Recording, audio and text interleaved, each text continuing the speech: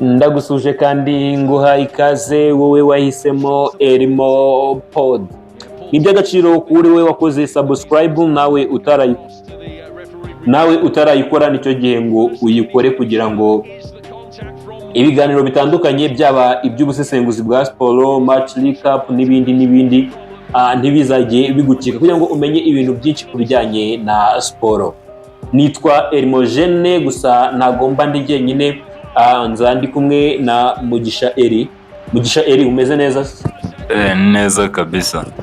Kuri match ya Nottingham Forest yari yasuye ekipe ya Wolves, umutoza Nuno n'umutoza Vitor Pereira. Ni match yarangiye ari ibitego 3-0. Ni match yari isobanuye iki kuri aya makipe yombi? Ni match yari isobanuye ko ekipe ya Wolverhampton Wanderers yari iri kuri stade ya Merinox Stadium yagombaga kugerageza uburyo yakwikura mu bibazo byo kuba yahura na relegation, ndetse ekipe ya Nottingham Forest ni ekipe yari ikeneye match ya gatandatu yo gutsinda yikurikiranya kugira ngo igaragaze ko iri serie, dore yuko andi ma ekipe yose urebye ugeranyije n'andi ma ekipe biri kumwe muri Big Four, niyo ekipe iri serie, dore ko ariyo ekipe kuri match week 20 muri match zose zabaye nyine kuri no journée ya 20, nubwo Liverpool yakinaga ya 19 ariko niyo kipe yonyine muri Big Four yabashije kubona amanota 3 yose. So ni nyine ubwo niyo ekipe yashaka kubona amanota 3 birangira inayabonye, dore yuko ari ma ekipe yagiye anganya uko ari 3. So ni ekipe igaragaje umusaruro utandukanye n'uwandi makipe makuru, binagaragaza yuko cyane ko yariri away, bigaragaza yuko Nottingham Forest ishobora kongera gukora gashya nyine ubwo yatozwaga n'uyu mutoza Brian Clough, akaba yaranuje imyaka 50 ubwo akaba yiziza isabukuru imyaka 50 ishize agizwe ahawe inshingano, yarahawe inshingano nyine ubwo baheruka guhabwa inshingano kuri City Ground hano ku kibuga cy'ino ekipe Nottingham Forest. So ni match Nottingham Forest yagombaga gukora igikorwa gituma nyine ivugwa muri ano ma ekipe yarwanye igikombe, kandi byarangiye nyine ibikoze neza. Yego, ni Nottingham yagombaga kuyikora. Twari twabonye ama ekipe muri Big Four yose yaba kuva kuri Chelsea, Arsenal ndetse na Liverpool zari izanganyije. Nottingham niyo yonyine ivuyemo itanganyije. So ibi ntibivuze yuko igihe cyose Arsenal na Chelsea zakirangaraho Nottingham yazavansa ikisanga iri kumwe na Liverpool.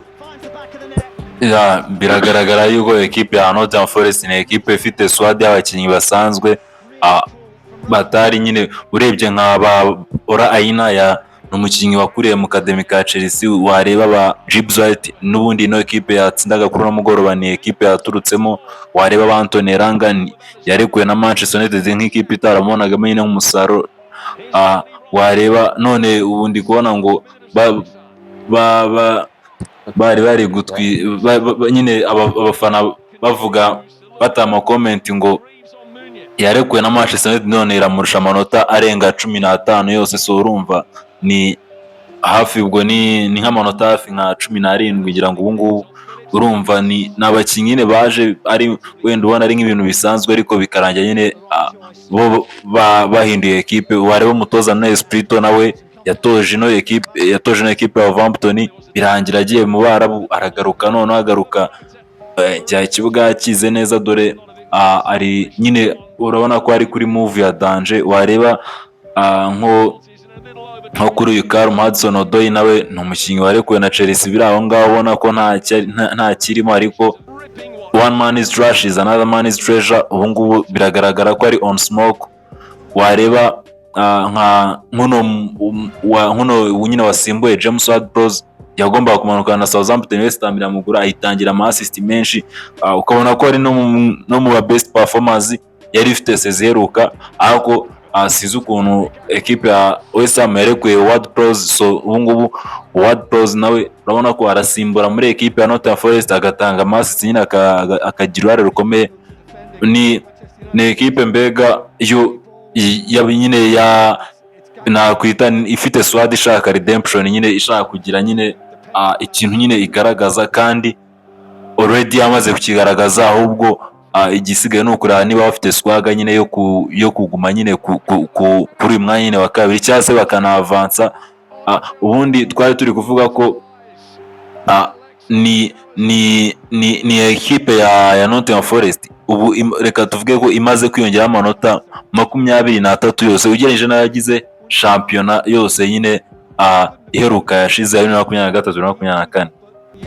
Niba ekipe ya Nottingham Forest yariyongeraho amanota arenga 20, binjiza mu makipe nyine bafite amahirwe menshi yo kuba yatwara igikombe cya shampiyona, kubera ko urebye mu makipe abiri muri atatu yiyongeraho amanota 20 kuzamura hejuru byarangiye atwaye shampiyona ya Premier League. So ni ekipe ifite umwuka mwiza muri yo cyane, iyo mukora nk'ibintu mwese nyine mwumva na munasobanukiwe n'abakinnyi, ntabwo wavuga ngo wenda hari uwo wenda bazanye asanzwe wenda hari ukuntu nyine atandukanye. Bose ni abakinnyi bari ku rwego rumwe, bumva ibintu bimwe, bareba ibintu bimwe, so binatuma bahuza cyane, bikaba ari intwaro ikomeye ekipe ya Nottingham Forest ifite nyine izindi ekipe zidafite, kuba nyine mwese umuntu yireba akibonaho mugenzi we, cyane yuko abenshi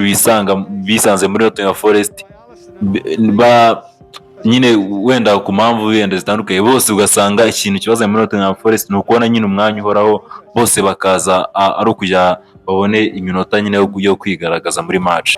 Tugiye kuri single player, mu magambo make rutahizamu Chris Wood ni rutahizamu uri kubona gute, ndetse n'umukinnyi witwa Awoniyi na James Ward-Prowse wari wamugarutseho, ariko abo babiri umukinnyi Awoniyi ni umukinnyi akizamuka Nottingham Forest, ni umushinga watsindaga ibitego byinshi bitandukanye n'urwego Nottingham Forest yari. Nottingham Forest wabonaga ko irwana no muri relegation zone, ariko ukabona witwa Taiwo Awoniyi ari gustepinga up nyine, ari gukora ekipe nyine ibintu byose bishoboka.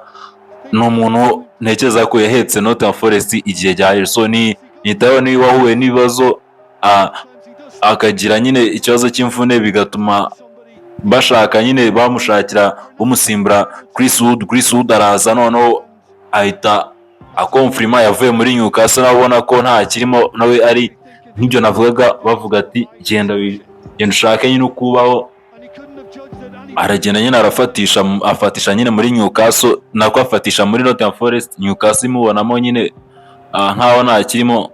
Urabona yuko ni Taiwo Awoniyi nanone ubwo yagarutse kuri score sheet ni ibintu byiza, kuba ufite umwataka wagutsindira, wanamusimbuza n'umusimbura nawe akagutsindira. So ni ikintu nyine kigaragaza, gitanga garanti yuko ekipe iri tayari. So uba ufite ama-option arenga 2 ku mwanya umwe, biba nyine ari garanti nyine nziza watanga ku bafana ndetse n'abakunzi ba Nottingham Forest. So Taiwo Awoniyi ku bwanjye yari umukinnyi ukwiye nka club nini, ariko ibibazo bibaho, yaravunitse bimusubiza inyuma, ni ukongera nyine kubaka bushya. So ni umukinnyi ushaka kugaruka ku mwanya we yahozeho, akongera agatsinda ibitego byinshi cyane, yuko yabitsinze Nottingham Forest nta kifite, iri ku myanya za 17, 16, 17, none ubu ngubu iri ku mwanya wa kabiri. So Taiwo Awoniyi nawe akeneye nyine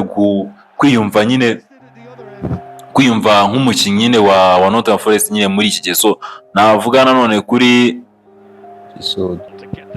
Chris Wood bakina ku mwanya umwe, umunya Australia nawe nk'uko nari mbivuze ni ari unpredictable. Iyo ureba moves wareba size, wareba nyine na physical appearance, ubona nyine ni umukinnyi wo muri Australia nyine, ubona byo ko ari umukinnyi wo muri Australia, ariko wareba results ze biba bitandukanye cyane n'ubundi.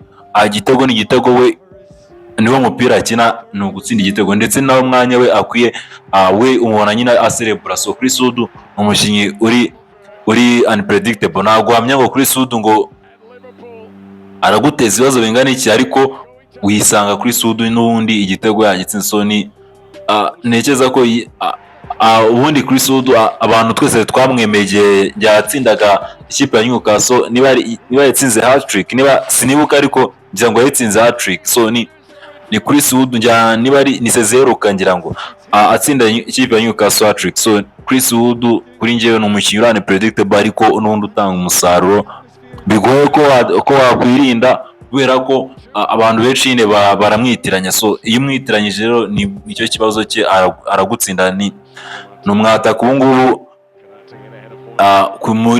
kuri Golden Boot ukurikira uwitwa Mohamed Salah ndetse na Erling Braut Haaland. So urumva ko nko kuri ekipe ya Nottingham Forest kuba ufite nk'umukinnyi nka Chris Wood yabaye umukinnyi wa mbere mu mateka ya Nottingham Forest utwaye Premier League Player of the Month, ndetse abikora none nk'umunya-Australia. So ni Chris Wood ntekereza yuko afite sezo ye nziza yo kwishimira muri kariyeri ye sofa. Sinzi wenda uko bitekereza, ariko kuri njyewe ni uko mbibona kuva nko mu ikipe nka Newcastle bigaragara ko ifite squad nini, ukaza muri Nottingham Forest iri inyuma, bigaragara nyine ukoze step back, ariko bikaza kurangira nyine bibaye comeback ya danger. So ni ikintu cyiza kuri Chris Wood kabisa. Ntekereza ko icyo namuvugaho ni ari unpredictable, kandi ama equipe yose aramwandestimate nyine, amwibeshyaho cyane. Nicyo kintu navuga kuri Chris Wood. Yego, naho umukinnyi umwe twasorezaho ni uwitwa Morgan Gibbs White wanatsinze igitego cya mbere gifungura iyi game. Kuri Morgan Gibbs White ni umukinnyi umaze gutsinda ibitego bigera kuri 4, atsinda Nottingham Forest ndetse na assist 3. Ni captain w'ino equipe ya Nottingham Forest ku myaka mike cyane, Morgan Gibbs White. So ni ikintu gikomeye cyane kuba captain wa equipe iri ku mwanya wa kabiri muri Premier League, ufite imyaka mike cyane, afite imyaka 24. So urumva nanone kandi ni playmaker mwiza, ahamagarwa muri equipe y'Ubwongereza. Wenda byari igitangaza Nottingham Forest kiri mu myanya y'inyuma, ariko ubu ngubu bwe ku mwanya wa kabiri nta muntu wabitekerezaho cyane, ariko ni ibintu nyine na achievement birenze. So Gibbs White afite creativity ya danger, atama key passes nyine arenze. Wareba noneho partnership ye ndetse n'uwitwa Anthony Elanga, byo nyine bikaza ari biri ku rundi rwego. So ni Gibbs White wumve equipe yose urebye yaba mu kibuga mo imbere, ndetse yaba bari mu kibuga cyangwa bari hanze y'ikibuga. Gibbs White nyine ntekereza ko ari we pfundo nyine rya Nottingham Forest. Nyine arabahuza cyane, navuga yuko, reka mvuge ngo niwe muntu nyine utanga umwuka mwiza muri equipe nyine ya Nottingham Forest. So nicyo kintu nyine navuga kuri Gibbs White. Afite ubushobozi bwo gutsinda ibitego, atsindiye nyine ashoteye nyuma ya box, akagira nyine n'ubushobozi bwo gukorera amashance, agatanga ama-assist nyine, agatuma equipe itsinda. So nicyo kintu mbona kuri Morgan Gibbs White kabisa. Akaba ari byo rero kuri equipe ya Nottingham Forest yatsinze equipe ya Wolves. Iyi equipe ya Nottingham Forest umukino ukurikira ikaba iri izakina na equipe ya Liverpool, ama equipe muri Big Four akazaba yihuriye. So ibyo nabyo rero tuzagenda tubigarukaho muri video zacu zikurikira. Icyo usabwa ni ukudacikwa na video yose dushyize kuri Elmo Pod.